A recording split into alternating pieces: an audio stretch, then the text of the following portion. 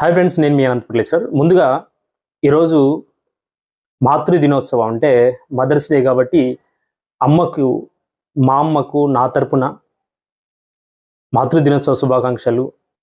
ఈ భూమి మీద ఉండే ప్రతి జీవరాశుల్లో అమ్మ చాలా చాలా ముఖ్యమైనది. సో ఫస్ట్ మాట, ఫస్ట్ అడుగు, ఫస్ట్ విజయం అమ్మ నుంచే స్టార్ట్ అవుతుంది. కాబట్టి మీ అందరు కూడా ఖచ్చితంగా అమ్మకి ఈరోజు థ్యాంక్స్ చెప్పండి.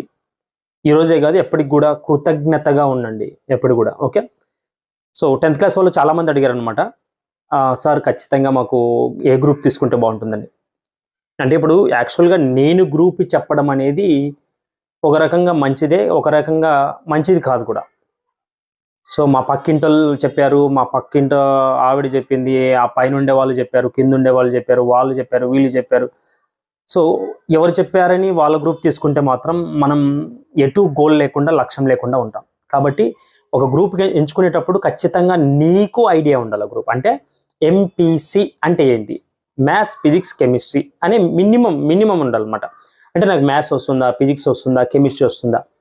బైపీసీ బాటనీ, జువాలజీ, ఫిజిక్స్, కెమిస్ట్రీలు ఉంటాయి కాబట్టి సో వీటి మీద నాకు అవగాహన ఉందా, 10th క్లాస్లో నేను ఖచ్చితంగా వీటి మీద పని చేశానా లేదా అనే ఒక మైండ్ సెట్ అనేది అవసరం అవుతుంది అనమాట. అలాగే ఎంఈసి మ్యాథ్స్, ఎకనామిక్స్, కామర్స్ అనమాట.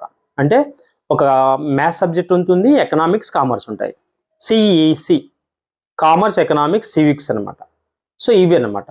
సో ఎవరైనా గ్రూప్స్కి వెళ్ళాలి, గ్రూప్స్ చదువుకోవాలి, ఖచ్చితంగా నేను గ్రూప్స్లో రాణించాలనుకుంటే ఎంఈసి, సిఈసి, ఎస్పెషల్లీ సిఈసి తీసుకొని గ్రూప్స్కి బాగా ప్రిపేర్ అవ్వచ్చు అనమాట. ఎందుకంటే మన హిస్టరీ మొత్తం అక్కడ ఉంటుంది కాబట్టి మళ్ళీ రిపీటెడ్ కాకుండా, అంటే ఎంపీసీ స్టూడెంట్ మళ్ళీ గ్రూప్స్లో చదివినప్పుడు ఈ సివిక్స్ అన్నీ చదవాల్సి వస్తుంది అనమాట. కాబట్టి అలా కన్ఫ్యూజ్ లేకుండా ఉండాలన్నమాట.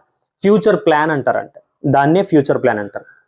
సో మనం తినే ముందు కూర్చొని ప్లేట్ పెట్టుకొని బాగా రెడీగా ఉంటాం కదా, అలాగా సక్సెస్కి నువ్వు ముందుకెళ్తున్నావు అంటే ఒక గ్రూప్ ఏది పడితే అది, ఎవరు చెప్తే అది తీసుకోకుండా నీకు నచ్చినది, నువ్వు ఫ్యూచర్లో ఏమనుకుంటున్నది, సో ఎలా ఉండాలనుకుంటున్నది, గవర్నమెంట్ ఎంప్లాయీగా ఉంటున్నావా, టీచర్గా అవుతావా, లేకపోతే డాక్టర్ వైపు వెళ్తావా, ఇవి బాగా ఆలోచించుకొని ముందుకు వెళ్ళాల్సిన అవసరం ఉంటుంది. సిఏ అంటే చాలామంది సిఏ అంటారు. సిఏ అంటే మామూలుగా ఉండదు, చాలా కష్టపడాల్సి ఉంటుంది. కనీసం రోజుకు ఒక 15 గంటలు కూర్చొని చదవాల్సి ఉంటుంది.